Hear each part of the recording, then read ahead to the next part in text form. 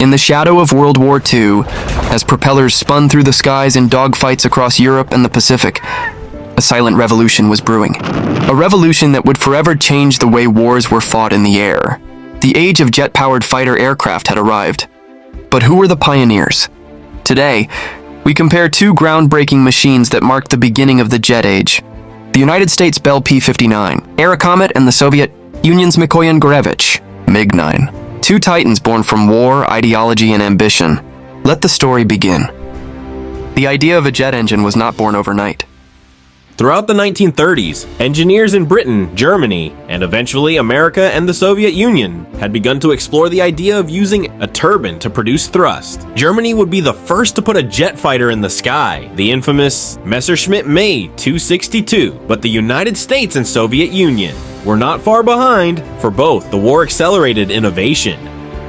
In 1942, the United States made its first foray into jet propulsion with the Bell P-59 Airacomet. Developed in secrecy and rushed into production by Bell Aircraft, the P-59 was America's first jet-powered aircraft to take flight. The P-59 was powered by two General Electric J-31 turbojet engines, derived from British designs provided by none other than Sir Frank Whittle, the father of the jet engine.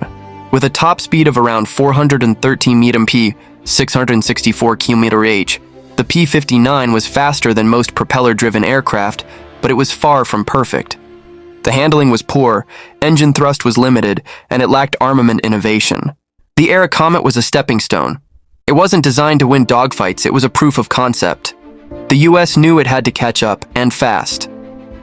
While the Airacomet never saw combat, it trained a generation of jet pilots and taught engineers lessons that would lead to the far more successful F-86 Sabre.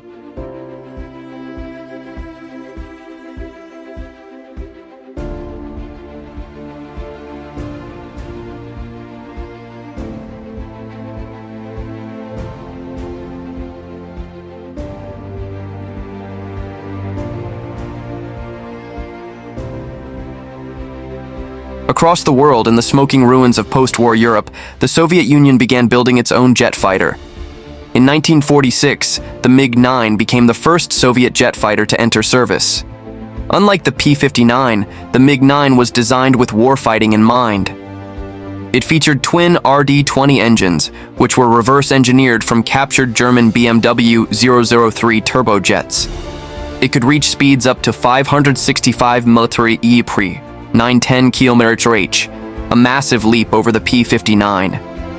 Armed with a 37mm cannon and twin 23mm cannons, the MiG-9 was a true combat aircraft. Though it, too, suffered from early jet problems like flameouts at high altitude and poor reliability. The Soviets learned quickly. The MiG-9 wasn't perfect, but it marked the beginning of a jet dynasty that would soon dominate the skies in Korea. In terms of performance and design, the MiG-9 was clearly the more advanced and combat-capable aircraft, but that came with a significant asterisk. The US had started earlier and shared its research with allies.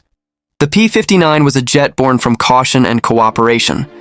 The MiG-9 was born from ambition and imitation. Though neither the P-59 nor the MiG-9 saw major combat, they opened the gates to what would become a Cold War arms race in the sky. For the Americans, the next steps were the F-80, Shooting Star, and the F-86, Sabre jets that would dominate in Korea. For the Soviets, the MiG-9 was just the beginning.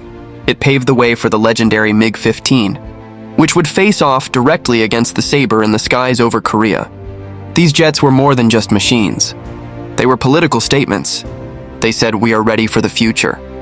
Two planes, two superpowers, one race for supremacy in the skies. The P-59 and the MiG-9 were never meant to be perfect. They were meant to be first. And in aviation, being first changes everything.